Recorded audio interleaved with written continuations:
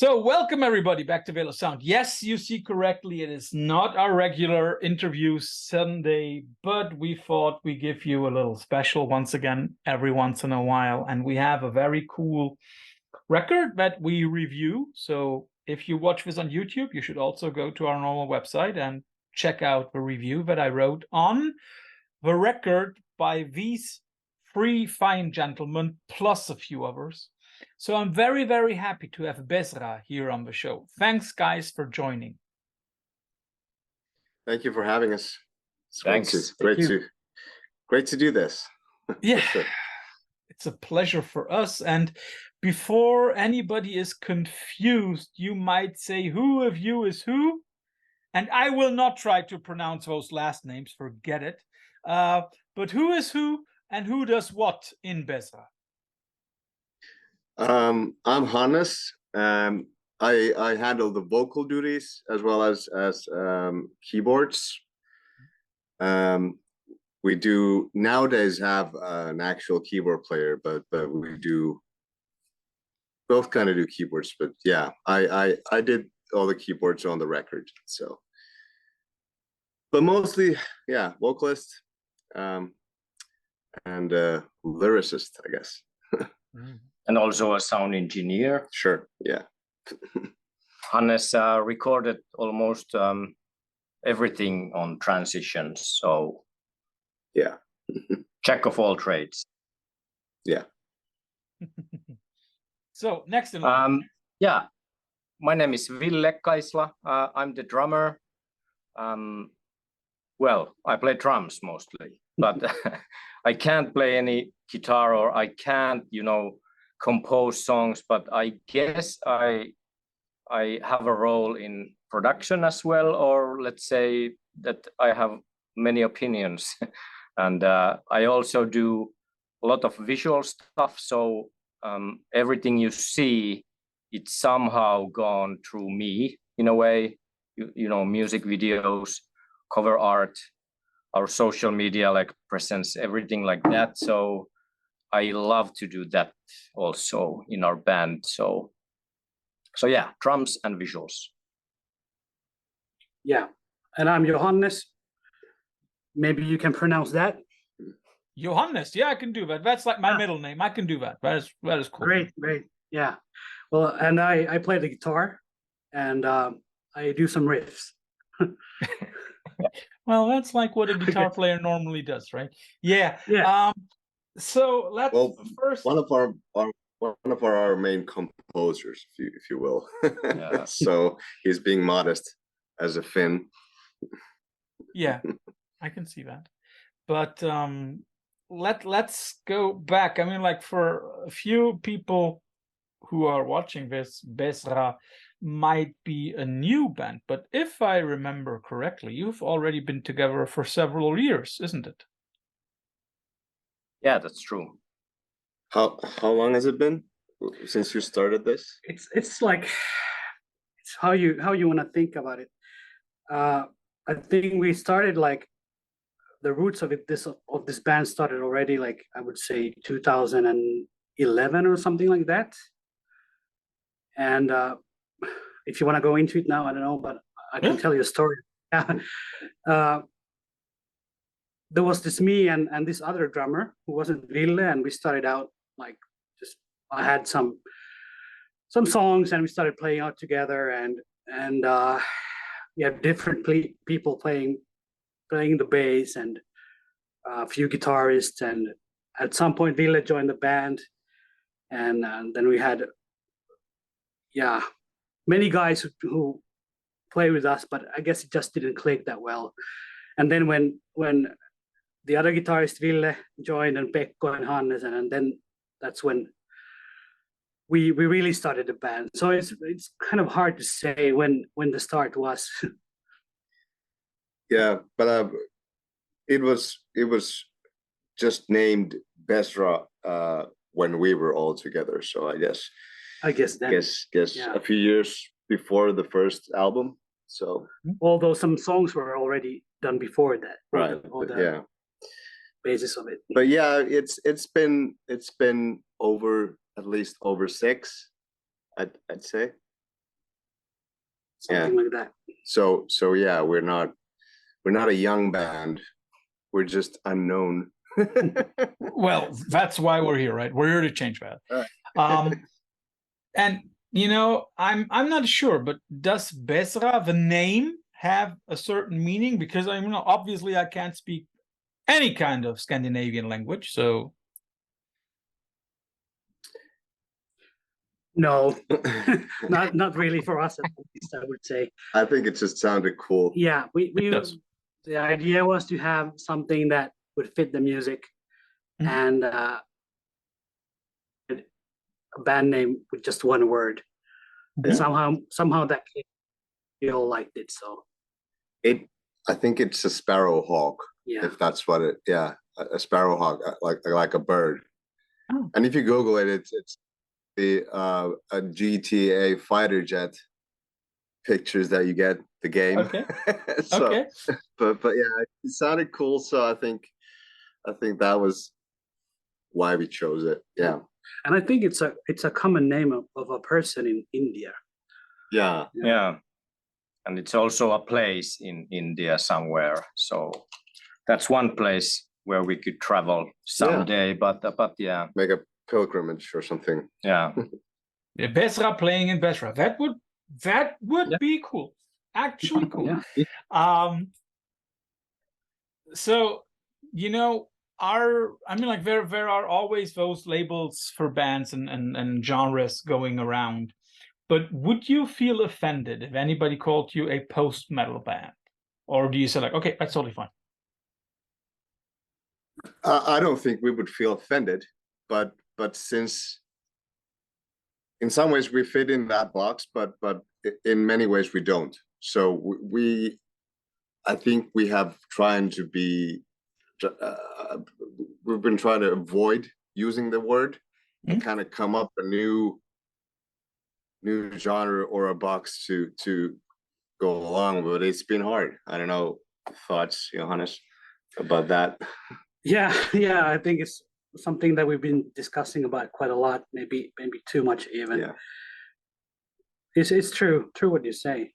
I don't know. Yeah, it's just we acknowledge that post metal is something we probably would be most fitting into if you had to pick a genre, but yeah. And you kind of have to choose something to start with, because so many people that don't know anything about us, you have to start from one genre. And I would say that post-metal is the nearest thing.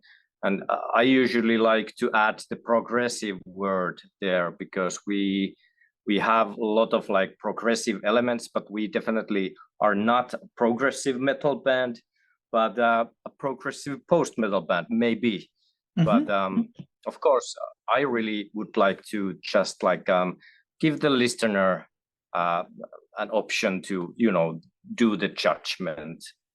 Yeah. So whatever they say, I think it's true as well. So Well, that's well said. Yeah. Let them decide what it is, and I guess it's no matter what we decide, as long as we say it's good music, right? That's the most important thing. yeah. When I listened to Transitions, the new record that is out on Suicide Records, when I listened to it, I was really taken with, for lack of a better, or in this case, for lack of a worse word, the elegance of the songs. There is something really nice and flowing to it. It has a lot of crunch, not denying any of that, but there is a lot of melody in it. Is that something that you were seeking out in doing? In my opinion, I guess since the first album, Anhedonia, was more rough in the edges and more, maybe even more punk, I guess we kind of automatically drifted into more melodic ways of making songs, and also the way we compose now is more as a band, rather than before it was more with Johannes or Ville, the other guitar player, was doing songs and then almost into completion. Now we kind of complete them as a band, and because we all listen to such different kinds of music, I think it now blends together more how we sound with a lot of opinions into it. So maybe that made it more melodic, like kind of automatically. I don't think we kind of intended to make it more melodic, but it just came out that way. It might be that the next album we do is kind of blend of these two worlds, and it kind of, yeah. So we also, yeah, sorry. You go ahead. Yeah. You go ahead, Ville. Yeah. We also gave so much more time to the creation. Also, the Corona was a thing at that time. We had a lot of like spare time to spend with the new songs, and I think it's a result of also spending so much more time with the songs. So you have these new ideas, you have these new like rhythmic ideas. We also moved to a new space where we could record all the things right away. So the pre-production phase, for example, we had a much more time for that also. So I would say that, when you spend more time, you think of different kind of point of views, and that can lead to like more melodies as well. So more notes, more like twists and turns and things like that. So, and in the end, it was even, we had to leave a couple of songs out because there was too much stuff even. And we wanted to make pretty compact, and it was super difficult to choose that which songs we are going to leave out. Yeah. And we redid like a few of the songs a few times. Yeah. For example, Landscapes was it was done like 4 times, like we were like iterating it a lot. So I would say it's even a different song comparing to the original version. Yeah. Like simply put, we did everything better than we did the first time. I would say everything is more produced. Everything is more like thought through. Yeah. You've been speaking about, taking your time and also including more twists and turns. Are you aware that your shortest song is still nearly 6.5 minutes, and the longest one is over 10? I mean, like, that is taking a lot of time, guys. I think we have a tendency to linger. Kind of like when we're rehearsing as a band, I find myself kind of stopping the band and saying, this riff is now too long. Can we do something to make it shorter? And they're like, no, it kind of feels good to play this, so let's just play it. So Johannes, what do you say to that? Yeah, it's true that I might be the one saying that, yeah, we have to, this is fine, let's just go ahead with this riff, it carries.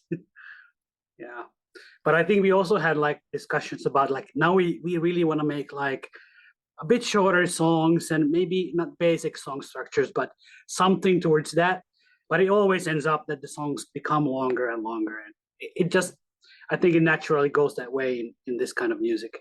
I think Sentinels was originally a lot shorter, but then we were like, let's add a jazzy part in the middle, and then it just blew up.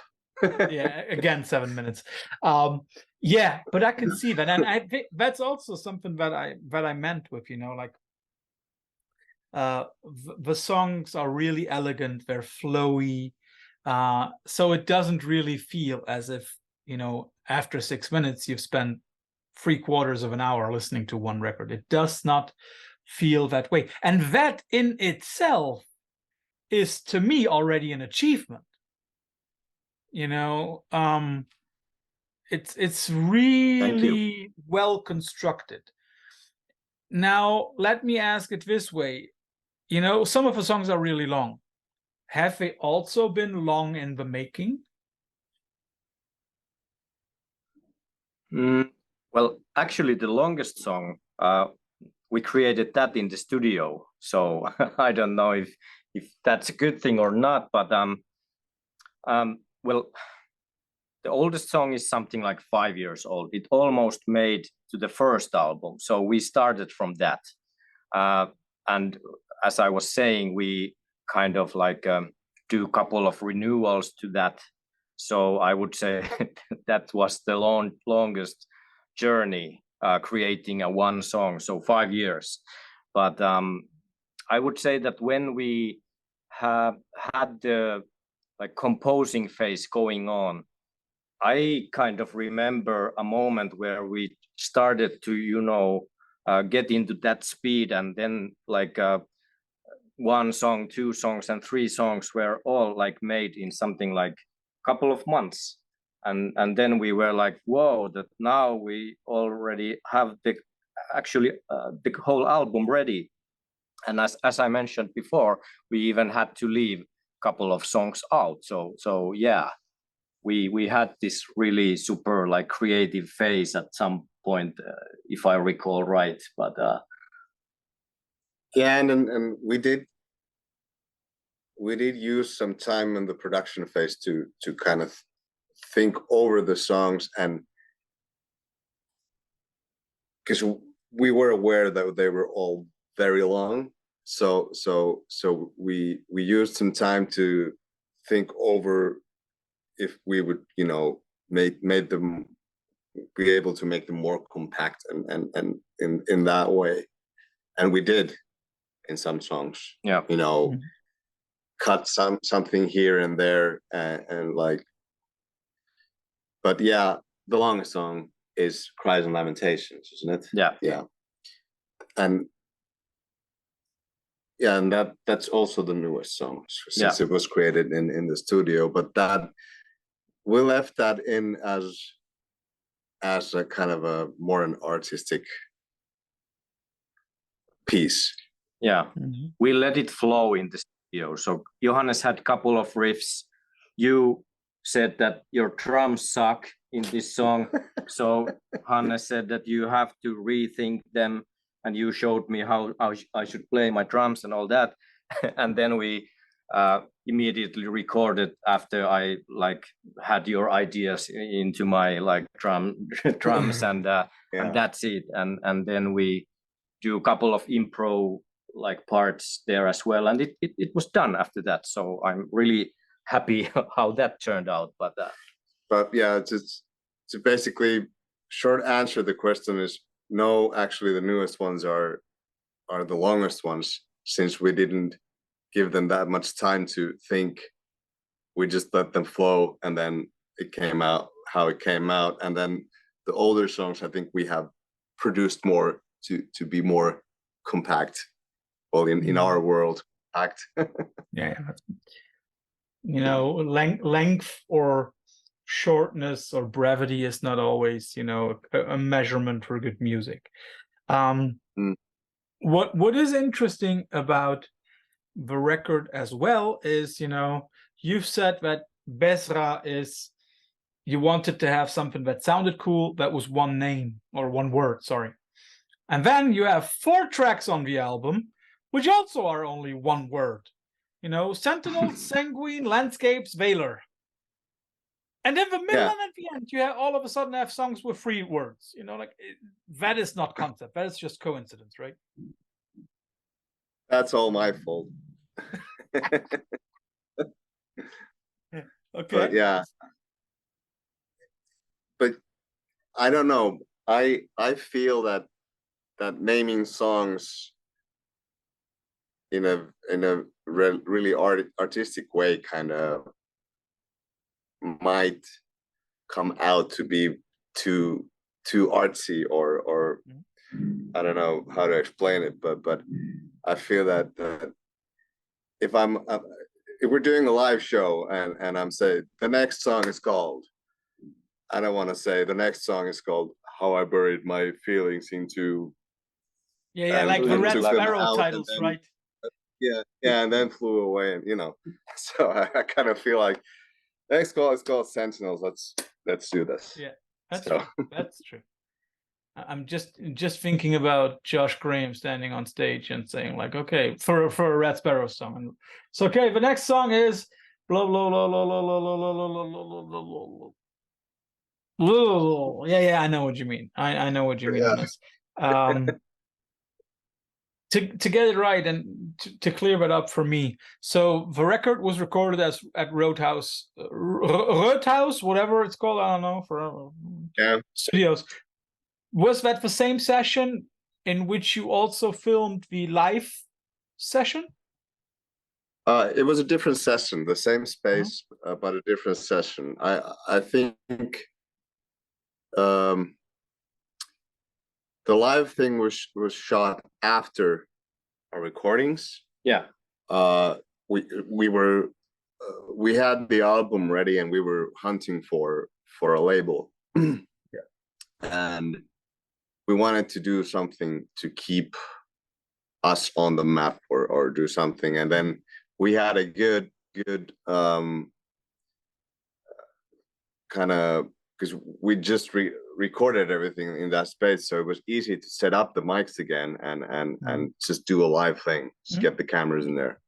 So it made sense.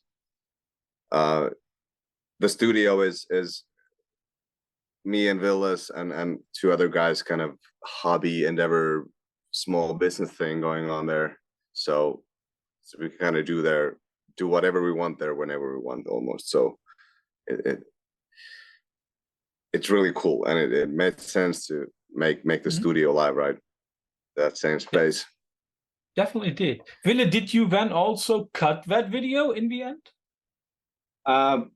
Yeah, I was in the process. We had the same guy who has done our latest music videos, Atte Heinonen. He also did the studio live, and I worked pretty closely with him. I shared my vision, how should it look like, and but yeah, and he also needed a lot of help, like doing the edit part, because we are the professionals to say how we should cut different parts. Yeah. And he just brought his artistic vision and all that camera work to the table, and I really love working with him, and that's one of the reasons that we have only used him in our latest video. Something that we also should talk about is the lyrical concept behind the record, and maybe that is something for you, Johannes. When I listen to a few of the tracks, it seems as if you are trying to make a statement about the current state of affairs. I mean, of course, the songs were recorded a lot earlier than October 12th, 2023. But is that something that was important to you, to also share some kind of comment? Yes. I think I'm trying to reflect my own feelings in a way that everybody could understand them, in a way to kind of make it a story that would touch a lot of people at the same time. So kind of like Sentinels, in a way, is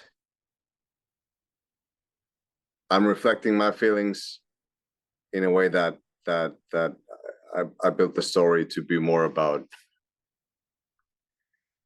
people abusing nature, other people starting wars, And then it's kind of how I worked with the lyrics. I had a feeling inside me, and I built a story with those grounds, if you know what I mean. I do.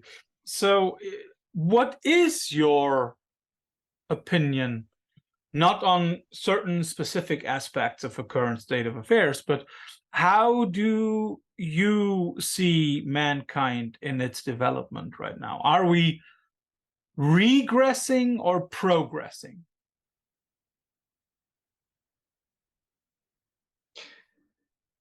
A really good question. I think we are progressing, but in a really weird way. If we think about education in a lot of third world countries, for example, there's a lot of development going on, and the more education people get, the more the better chances they have to get better lives and stop overpopulating, and in that way we're getting into a better state. But now, since we're also running out of resources, there's the other side of people starting wars, or you know, it's kind of a it's an unhealthy balance of good shit and bad shit. If you know what, yeah. Would you say that it's leaning a little bit more to the bad shit side?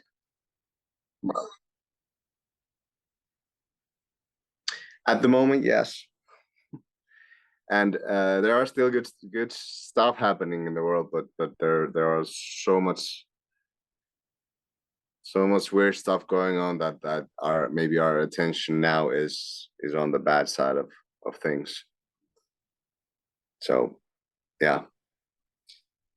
So has wars have been always there, but now they're. You go on.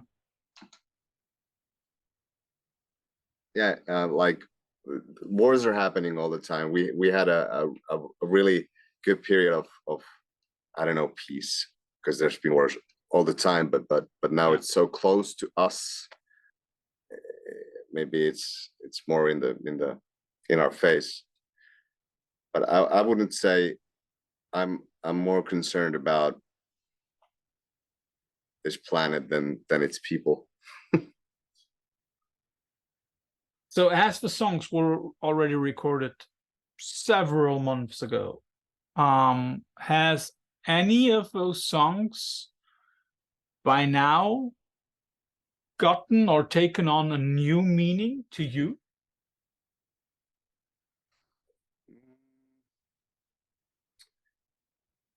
Well, when we shot the video for Sentinels, we had the visual stuff on the background, which had a lot of clips about war and like police and stuff like that. And I was watching the video and I was like, yeah, I mean, this is also what I mean, but not what I meant when I wrote it, if that makes sense, you know? Yeah. And then when you read reviews about the album, people, it has been actually really good since people actually get what we have done in a way. When I've read the reviews, is like, yeah, they understand me, you know. They understand what I'm trying to say and what we're trying to, you know, when we're playing, what we're feeling, you know. But I don't know. I don't know if they're changed, not dramatically, but maybe Sentinels was changed a bit in my head towards. Yeah, because it's one thing to make a video out of something, and when you have a song like Sentinels, we discussed a lot with Hannes that the theme about what he's trying to, you know, say. But of course, when you do a video, you have this certain like vision in your mind, and it's somehow a remake of the idea in a way that how it turned out. And of course, we all I think the good thing about art is that when you like do it within a group or this band, for example, it's a like big group of like different point of views.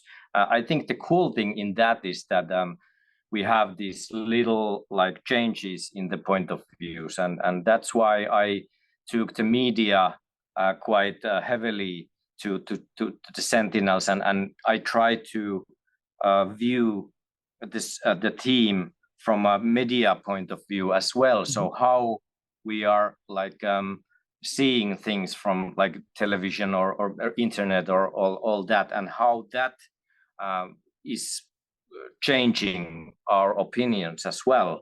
So how media can make things look like, and how we are going to feel about that, and it can be a really messy thing in the end when you have this like ongoing stream of these like disgusting news all the time. So that's something that I also wanted to, you know, look into, and I don't know, somehow it's synced with also with the original idea as well. But yeah. And I think maybe the best thing about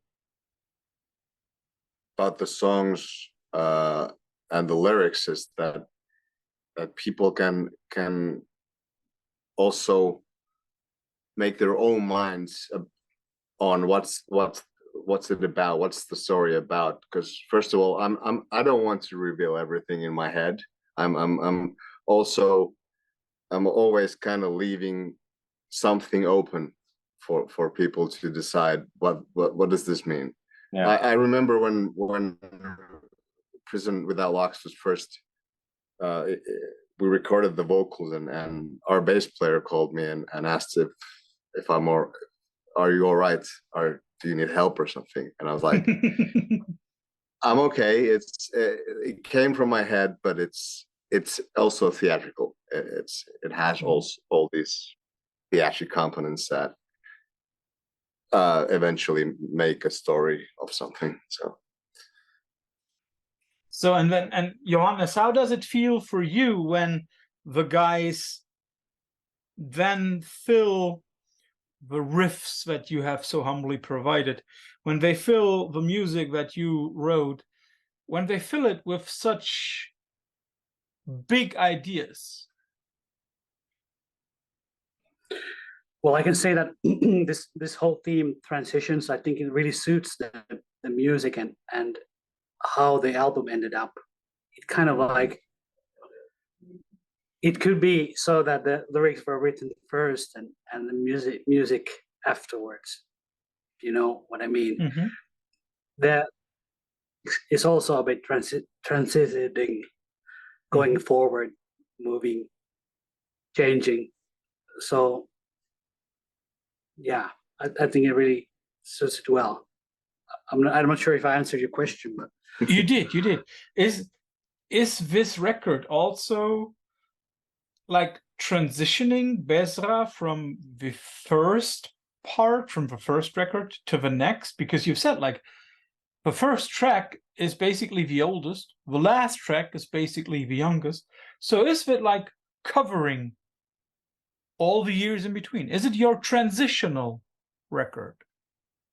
yeah, that's well put. Yeah, I think it is. I never thought about it, but yeah. Yeah. Sometimes I outsmart myself. Ville, I have one last question for you before we come to the infamous quickfire round here at Veil of Sound. I like the artwork a lot. Thank you. But were you aware that you basically chose nearly not the same, but a very, very similar color scheme to one of the greatest post-rock records ever written by Meniscus? No, I wasn't aware of that. Cool. It's interesting because the color palette that you're using, from those dark purplish moments to the bright red, that is very similar on that record. Interesting. Let's say great minds think alike, shall we? Sure. What band was that? Meniscus from Australia, I think. Australia. I don't think I'm familiar with it. Yeah. I'll send you the link later on, guys. Okay. It's a really great post-rock record. To me, one of the greatest ever written. Okay. And of course, nobody leaves the Veil of Sound interviews without having to go through the quickfire round. So you will get two alternatives like Black versus White, Michael versus Jackson, Jordan versus Air, whatever. And you have to choose one of those alternatives and give a short explanation. The short thing should not be a problem for any Finn, right? Well, we'll keep it short. Johannes, keep it short. Yeah. This is starting to be like a band rehearsal.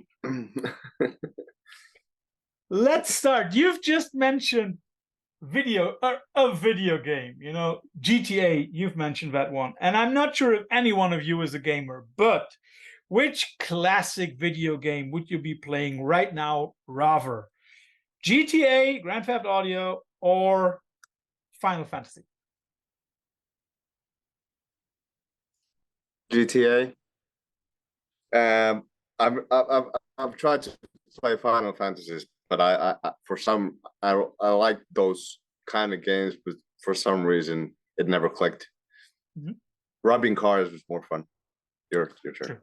Yeah, definitely The other two? GTA, because I have played every GTA when they released it. I have owned the game and played it. Yeah, so definitely that. Johannes? I would also have to say GTA. I've never played Final Fantasy games, and but I can add that Far Cry is my favorite game series, and especially Far Cry 5, and it has great music, so check it out. Yeah, the GTA also, they even put out some of their soundtracks as real CDs. That was something unheard of back in the day, right? You've been talking about progressive music, and I'll give you two alternatives, Catatonia or The Ocean.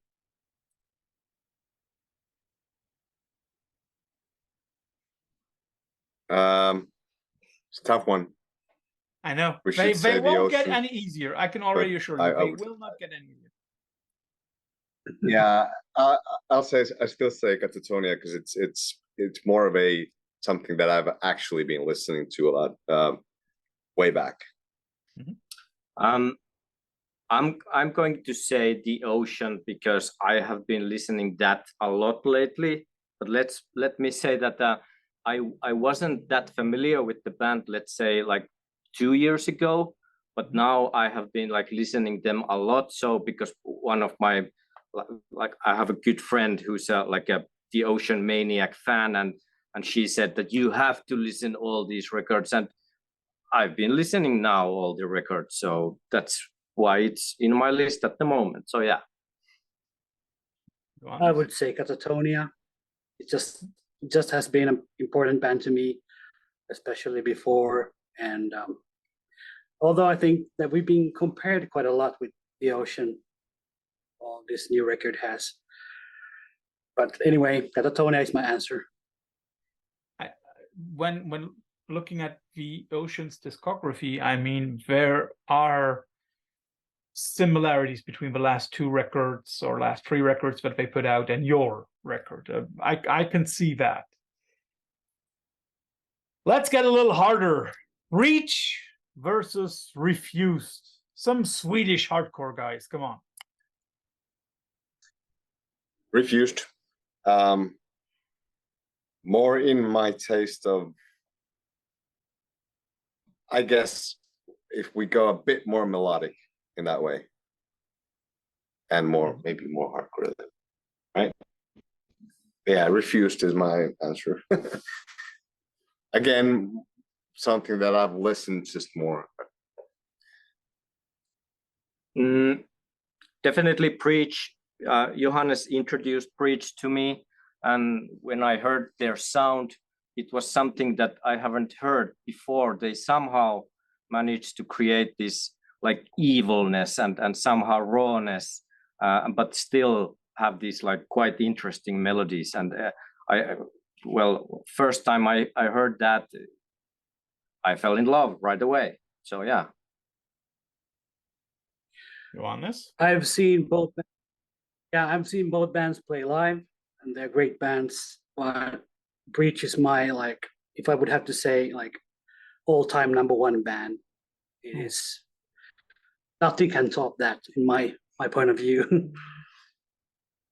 So, and now I went with for the you go on. I went for the reunion show in Stockholm when they did that one-time show, Mhm. and just awesome. And now there's like a circle closing, at least through you, Johannes, right? Because now you're label mates with. Isn't the Norna also on Suicide Records, or are they on Winter? I'm not sure. They're on Winter. They are on Winter. Ah, Yeah. they're on Winter. Yeah. Yeah. So, but now we'll start with Johannes so that he doesn't always have to be last to answer. Okay. Mogwai versus Russian Circles. Mogwai. Ladies and gentlemen, Mogwai.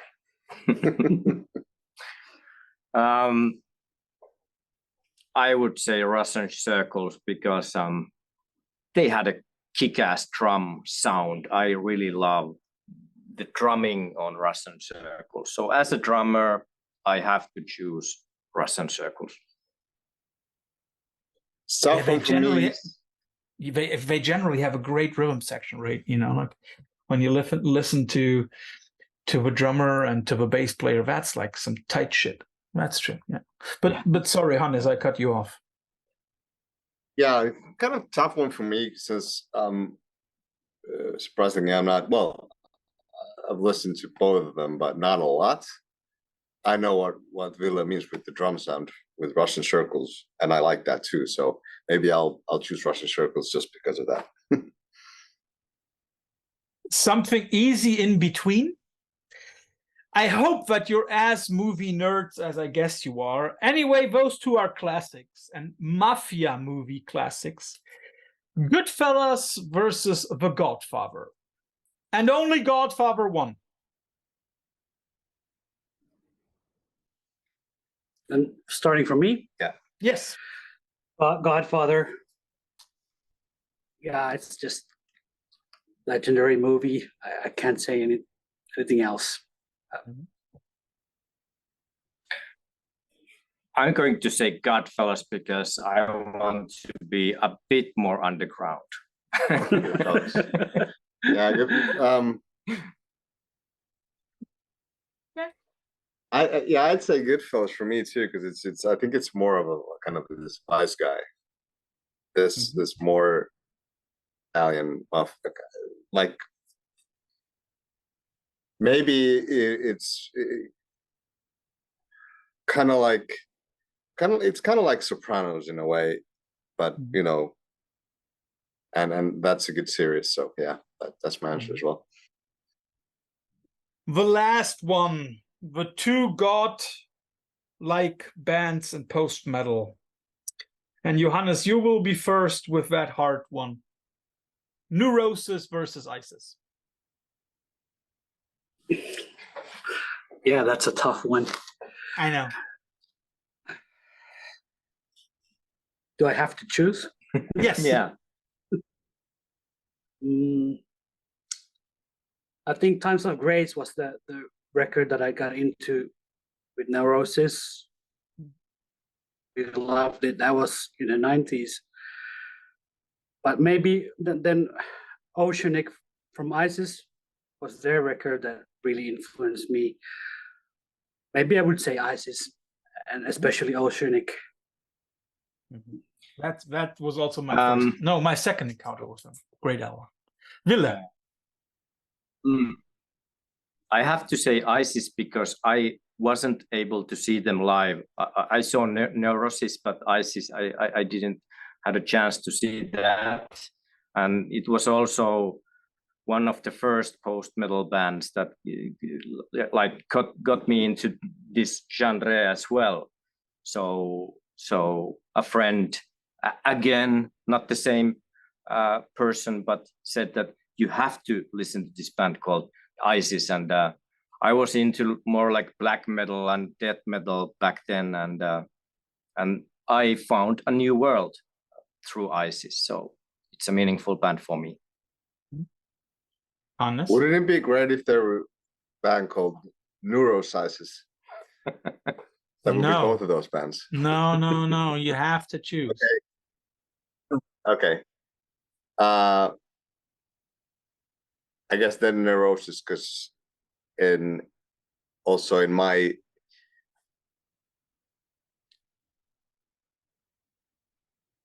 I'm just I was just thinking the picture froze I'm because more you didn't familiar with move that. at all.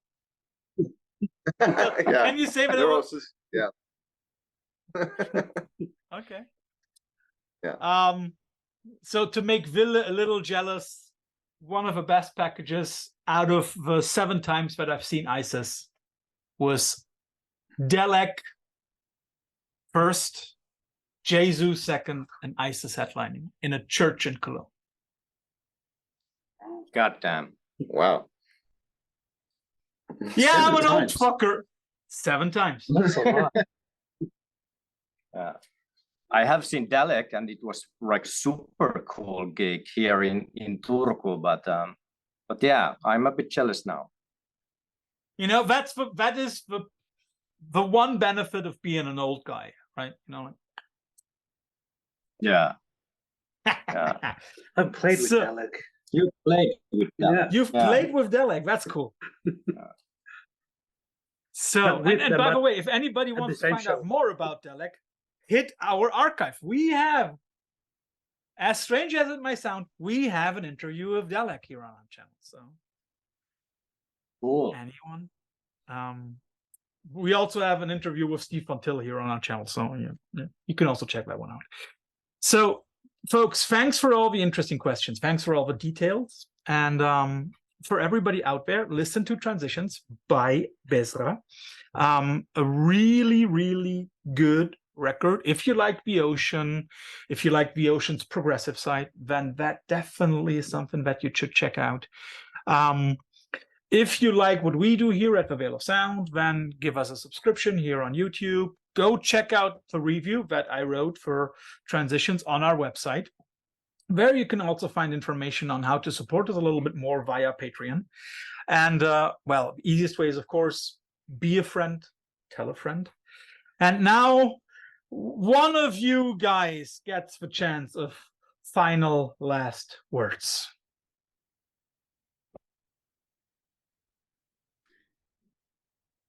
Go to live shows and support music. We do this out of love for music, and hope that you come and see us when we're in your town, and support Veil of Sound as well. Thanks a lot. So, guys, enjoy the rest of your day, and all the best for the record. Hope to see you on tour in Europe and anywhere else in the world. This would be really deserved. Have a good evening, my friends.